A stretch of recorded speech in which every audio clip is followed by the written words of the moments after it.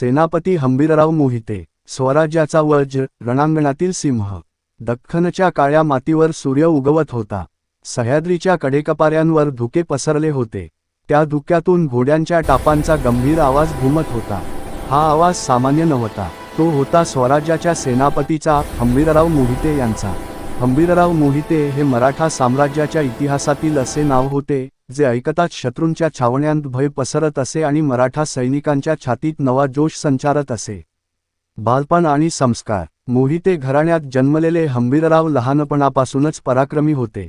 तलवार चालवणे, घोडेस्वारी, भाला, धनुष्य हे त्यांचे खेळ होते. स्वराज्य, धर्म आणि मातृभूमी यांची शिकवण त्यांना रक्तातच मिळाली होती.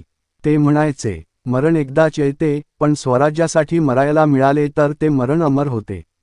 शिवाजी महाराजांचा विश्वास. छत्रपती शिवाजी महाराजांनी हंबीररावांचा पराक्रम ओळखला. अनेक मोहिमांमध्ये त्यांनी मुघल, आदिलशाही आणि कुतुबशाही सैन्याला पराभूत केले. त्यांच्या शिस्तबद्ध सैन्यरचनेमुळे आणि वेगवान हल्ल्यांमुळे महाराजांनी त्यांना सरनौबत सेनापती पद दिले. शिवाजी महाराज म्हणाले होते, हंबीरराव असतील तर स्वराज्य निश्चिंत आहे. रणनीतीचा अद्वितीय सेनापती. हंबीरराव युद्ध म्हणजे केवळ तलवारींचा खेळ मानत नसत. त्यांना डोंगरदऱ्या, जंगल, नद्या, हवामान सगळ्याचा अभ्यास असायचा. एकदा मुघल सैन्य हजारोंच्या संख्येने येत असल्याची बातमी मिळाली. मराठे कमी होते. काही सरदार घाबरले. तेव्हा हंबीरराव शांतपणे म्हणाले, संख्या शत्रूकडे आहे, पण भूमी आपली आहे. रात्री त्यांनी सैन्य 4 भागांत विभागले.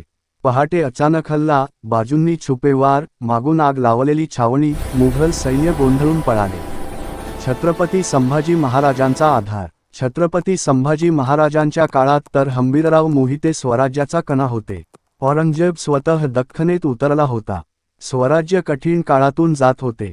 त्या काळात हंबीरराव म्हणाले, महाराज, जोपर्यंत माझ्या अंगात रक्त आहे, तोपर्यंत औरंगजेबाला स्वराज्य दिसणार नाही.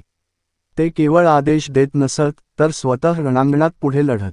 रणांगणातील सिंह. घोड्यावर बसलेले हंबीरराव म्हणजे जणू वादळ. त्यांच्या तलवारीचा प्रत्येक वार शत्रूला जमिनीवर पाडत असे. त्यांच्या उपस्थितीने सैनिक विसरून जायचे की ते थकले आहेत. हर हर महादेव चा निनाद झाला की मराठे सिंहासारखे झेपावत. अंतिम युद्ध, वाईजवळील बलिदान. इ.स. 1687. वाईजवळ भीषण युद्ध पेटले. मुघल सैन्य प्रचंड होते. मराठे थकले होते, पण सेनापती अजून उभे होते. एक बाण त्यांच्या छातीत घुसला. रक्त वाहू लागले. सैनिक घाबरले. तेव्हा हंबीरराव गर्जले, माझ्याकडे पाहू नका, शत्रूकडे पहा. ते पुन्हा हल्ल्यासाठी झेपावले. अजून वार झाले. शरीर जखमी झाले, पण तलवार हातातून सुटली नाही. अखेर स्वराज्याचा सिंह रणांगणावर कोसळला. पण तो क्षण पराभवाचा नव्हता, तो बलिदानाचा क्षण होता. मृत्यूनंतरचा विजय. हंबीरराव पडताच मराठा सैन्य पेटून उठले. त्यांनी दुप्पट जोमाने हल्ला चढवला. मुघल सैन्य पळाले. युद्ध जिंकले गेले. छत्रपती संभाजी महाराजांना बातमी कळताच त्यांनी डोळे मिटले आणि म्हणाले, आज स्वराज्याने आपला ढाल गमावला, पण त्याचे शौर्य अमर झाले. अमरत्व. आजही सेनापती हंबीरराव मोहिते हे नाव घेतले की निष्ठा, शौर्य, त्याग आणि स्वराज्याची खरी सेवा आठवते. ते गेले नाहीत. ते इतिहासात नाहीसे झाले नाहीत. ते स्वराज्याच्या प्रत्येक श्वासात जिवंत आहेत.